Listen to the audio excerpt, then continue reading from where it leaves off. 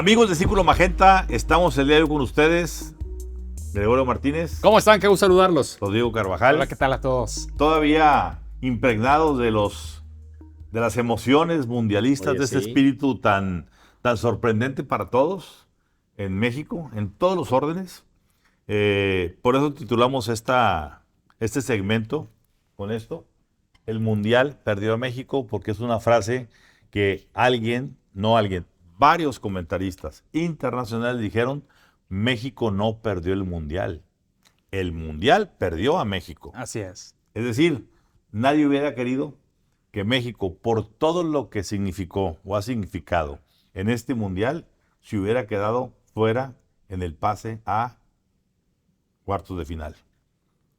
Y como dijimos ya aquí en Código Magenta, no hay nadie que nos quiera disputar el 9º lugar que ya ocupamos entre las 48 selecciones mundial, que participaron en el Mundial. Así es. Por encima de Alemania, de Brasil, de Países Bajos, por encima de los otros dos anfitriones, Estados Unidos y Canadá. Y eso ya lo repetimos, ya se dijo hasta la saciedad.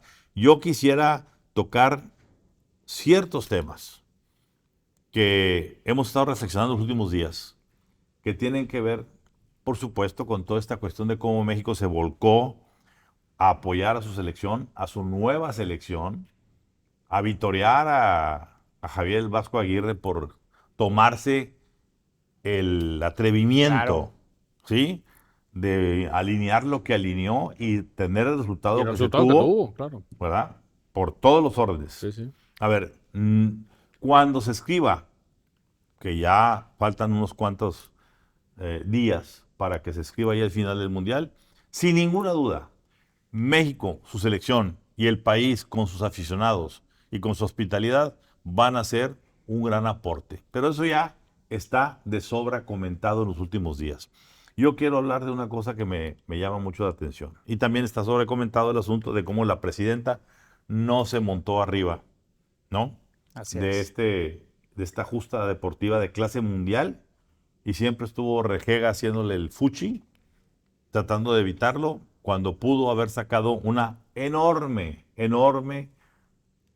presencia positiva, en donde ella brillara y recuperara liderazgos que están por ahí perdidos. Claro. Pero insisto, una cosa que me llama la atención cuando he estado platicando con diferentes grupos es el hecho de que ¿qué nos trajo el Mundial y qué nos dejó sobre la mesa?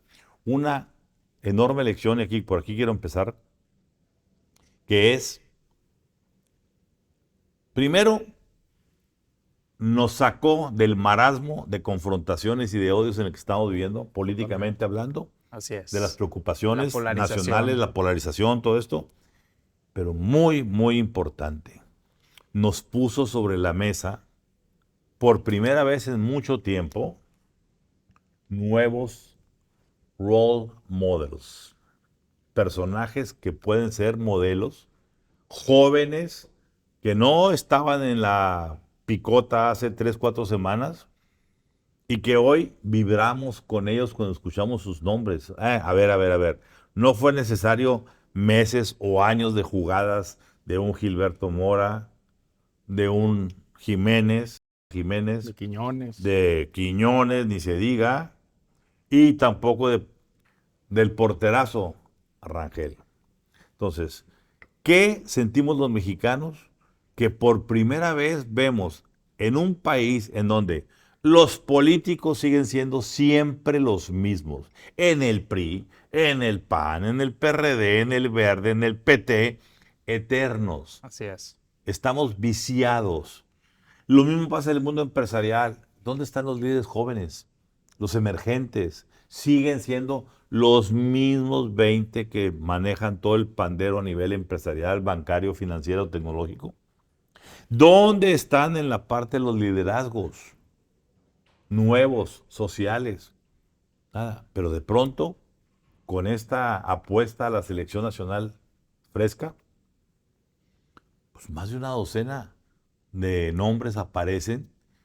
¿Y cuántos muchachos jóvenes van a ver en el ejemplo Así es. de Gilberto Mora?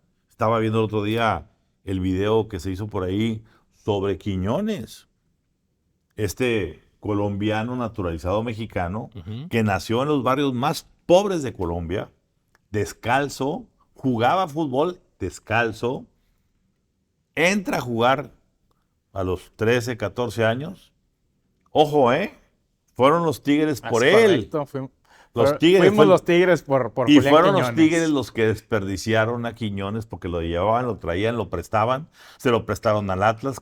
Hubo dos campeonatos ahí. Se lo prestaron al América. Y terminaron vendiéndolo. Y pasó de 2.5 millones de dólares. Pasó a 10 millones. Y ahora está en cifras inalcanzables con los equipos del mundo árabe. Pero esa situación hoy hace sentir a muchos jóvenes el famoso sí se puede. Es correcto. O la nueva versión del sí se puede, el y sí. Y si le echo ganas como Gilberto. A ver, todos estábamos admirados esta semana de ver cómo el muchacho pasa a recoger su diploma de preparatoria. ¿Sí? Sí, muy emocionante. Lo dijimos aquí la semana pasada, ¿o no? Estos días. Hombre, es el segundo jugador en la historia del Mundial, de todos los mundiales, más joven que pisa una cancha del Mundial. Primero fue Pelé en el 66, a los 17 años, con 239 días de edad. No había cumplido los 18. Gilberto Mora, 17 años, con 259 días. 20 días más. ¿Cuántos muchachos creen hoy, Gregorio, Rodrigo, que quieran ser los próximos Gilbertos Moras? ¿Cuántos querrán ser los próximos Quiñones? A ver, un Quiñones que aquí lo traíamos fuera de los conocedores, muy conocedores, los villamelones que somos los que estamos aquí, los que vemos el fútbol cuando podemos, no lo traíamos. Y el señor ya había sido campeón goleador. Claro. Con 33 goles. Por encima de Cristiano Ronaldo. Por encima de Ronaldo. ¿Sí? A ver. Entonces, caray, sí se puede. Sí se puede elegir lo que quieres hacer, cuando lo quieres hacer y cómo lo quieres hacer. Entonces, para mí, esa herencia del Mundial me parece una cosa valiosísima, Rodrigo. Platícanos, por cierto, porque de aquí de los que estamos aquí sentados, pues yo creo que fue a unos partidos aquí en Monterrey. Aquí fui a los dos primeros. A los dos primeros. Yo no casi era ninguno, ni aquí ni en México andábamos en 20,000 cosas, pero aquí lo digo, le tocó la buena fortuna. Oye, te echaste buen partido. No, pero lo más importante, de tantear los ambientes, tanto el de México como Monterrey. Ese es un gran termómetro. Como en Dallas. Como en Dallas, el España-Portugal, que fue un juego muy ríspido, muy cerrado, el ambiente bueno, pero incomparable al ambiente mexicano. Lo que se vio en Monterrey, en Guadalajara, en México, fue una absoluta fiesta. Se respiraba un aire realmente de celebración y de unión nacional. Y mi reflexión de todo este proceso mundialista mexicano es que, como lo dice el canto de la fiesta en las calles, este país quiere volar. O sea, este país, por primera vez en mucho tiempo, se la creyó que puede ser exitoso. Y creo que eso aplica, por supuesto, para lo futbolístico, pero aplica también a lo que es México como país en el sector del gobierno, en el sector empresarial, en el sector académico, científico. Es decir, este país se la empieza a creer que sí puede hacer las cosas diferentes. A ver, yo no veía desde hace mucho tiempo, por lo menos de todos los mundiales que me ha tocado vivir a mí, ese orgullo permanente a conocedores y no conocedores del fútbol de ser mexicano, por lo que pasaba dentro de la cancha, pero sobre todo por lo que estaba pasando afuera, cómo se recibía al resto de los equipos, cómo había esa unión en las calles, se recuperó esa comunión, de hecho, entre la selección mexicana y la afición, que estaba completamente rota.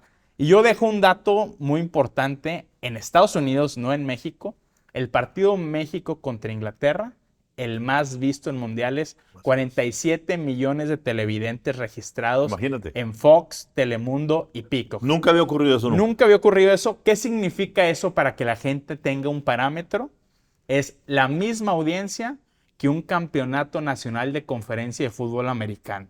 Es decir, después del Super Bowl, las máximas instancias deportivas de la televisión estadounidense son equiparables a lo que sucedió este lunes en el juego México-Inglaterra, que fue un partido histórico. No era un 100%. partido de Estados Unidos e Inglaterra, Por supuesto que Estados Unidos, no. México, era México-Inglaterra. México contra Inglaterra. Es decir, eso te habla del potencial económico también, Y si político. nos vamos a eso, y político. Si que eso hay en lo la lee selección. bien la gente de Donald Trump o la gente de los demócratas, dicen, señores, vean el potencial que hay en el voto hispano, porque básicamente yo quiero pensar que un 10 o 15% hayan sido aficionados a Inglaterra.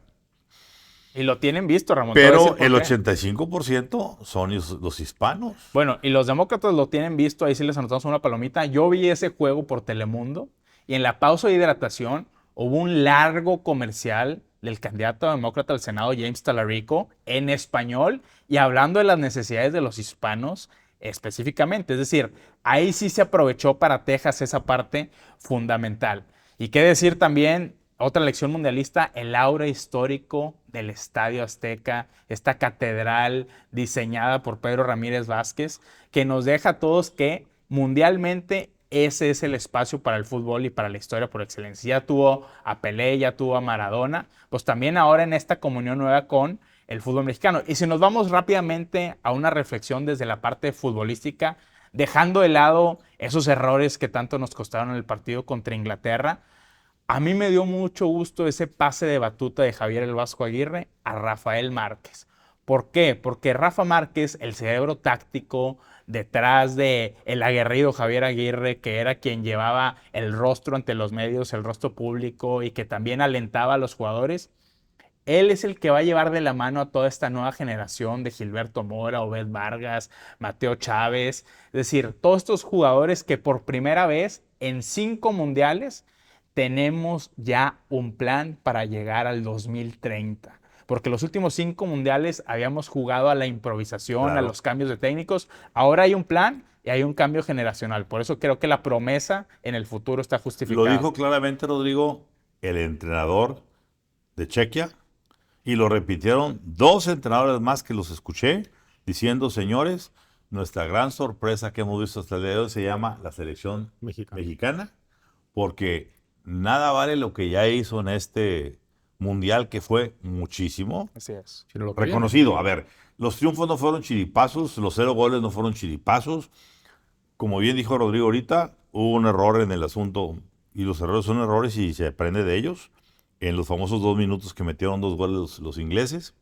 Pero, dijo el de Chequia, a mí no me preocupa el asunto de ahorita. Me preocupa ver lo que se va a convertir la selección mexicana en 4 años. Si este grupo, si este plantel se apapacha, se riega y brota como tiene que brotar, y yo creo que fue muy inteligente de parte de Javier Aguirre, el Vasco, decir, me voy a tiempo y se va en la cúspide, y le entrega a un joven, porque para Para un un técnico DT es joven. es joven, que ya la vivió en el campo, ya fue mundialista también, ya estuvo en todos lados, y se ve que tiene el respeto, como bien lo dijiste ahorita, de todos los seleccionados. Entonces, la herencia importante de esto, al margen de todos los asegúnes que podamos decir, es que hay un cuadro que fue seleccionado no porque fueran individualidades, porque fueran primas donas, egos inflados, gente ordinaria, común y corriente, que van a dar mucho de qué hablar en los próximos años. Gregorio. Admirables en lo futbolístico, esa convocatoria, eso que vieron algunos y que muchísima gente, incluyéndome, no vimos. ¿Lo vimos? ¿Lo dijimos aquí? ¿Verdad? De que se estaba formando ese cuadro de 26 valiosos jugadores que dieron lo mejor de sí en la cancha. ¿Que pudimos haber llegado más alto? Pues por supuesto que sí, que unos cuantos minutos echaron abajo el proyecto, la ilusión, vamos a decir, para haber avanzado siquiera allá a los cuartos de final. Pero pues más allá de lo futbolístico, yo creo que aquí lo que también hemos platicado es el feeling, el sentimiento, lo que se estaba dando ya en la República Mexicana. O sea, que tuvimos pues los días que hayan sido, hay quienes cuentan 24 días, de que nos salimos de los temas de siempre para tener nuestra atención, nuestro entusiasmo, nuestra ilusión en un punto que era el fútbol y el desempeño de la selección mexicana, al tiempo que se estaban dando partidos en diferentes ciudades y en donde también hubo problemas de los de siempre que tuvieron una disminución. Ejemplo, las ciudades que fueron sede, que fuimos sede, Monterrey, Guadalajara, Ciudad de México, tuvieron una baja en homicidios en esos días, curiosamente. Y curiosamente el crimen organizado se sentó también frente a la televisión a ver los partidos. Estaban muy ocupados viendo el fútbol, ¿no? A ver, aquí curiosamente también los primeros días de Mundial aquí en Monterrey, la contaminación no hizo graves estragos, al contrario, tuvimos un cielo azul como hace mucho tiempo no veíamos. Quizá porque apagaron la refinería que a derecha. Que luego dijeron que había sido por eso, pero bueno, la contaminación regresó y del clima y demás. Pero de alguna manera creo que eso también contribuyó a tener menos problemas de los habituales. Entonces, pues que esto sirva, como bien lo estaban mencionando ustedes, o sea, que realmente haya proyecto para los próximos 4 años, llegar a un Mundial del año 2030 con una selección que realmente cumpla con los estándares internacionales y que pueda darle continuidad a ese gran proyecto, ese gran trabajo de equipo que se logró al día de hoy y que, bueno, nuestras autoridades, comenzando por el gobierno federal, comenzando por la presidenta, volteen a ver, o sea, son indicadores que no se tienen todos los días en el país. El tema de la unión que mencionábamos, o sea, el comportamiento social, lo que se vivió en nuestro país, del que desafortunadamente la presidenta estuvo muy al margen, creo que es algo que no se va a repetir muy pronto, pero de lo cual sí habría que tomar nota porque es lo que México necesita. Y como ya lo dijimos en Código Magenta, Gregorio Rodrigo, la presidenta tendría que sentarse a reflexionar este ejemplo de ser ella, de instalarse, a ver, que jubile al Vasco de Palenque. Y que ella se instale como la Claudia Márquez de la nueva selección mexicana y que elija una auténtica selección, que no se le impongan desde Palenque. Un equipo. Que no dependa únicamente de un Omar García Harfuch como delantero, medio, defensa y hasta portero de todos los problemas. Sí. Y que la presidenta diga, a ver, entonces sí se puede, sí podemos tener algo, porque hoy volvemos otra vez, y ya platicaremos en los siguientes segmentos, a la misma dinámica de la confrontación, del odio, de las divergencias nacionales, internacionales, y el andar pintando y barnizando los problemas únicamente para patearlos al siguiente partido. A ver, no hay nada peor que tener una disque selección política de gente incompetente. Y ahorita ya dijimos cuántos jugadores podemos hoy mencionar que no podíamos mencionar en la selección mexicana hace apenas un mes. Que ahí están. Y ahorita yo retaría al mexicano común y corriente que nos digan 5, no siquiera 6, ni 11, ni 12, ni 26. 5 buenos jugadores de la selección política mexicana.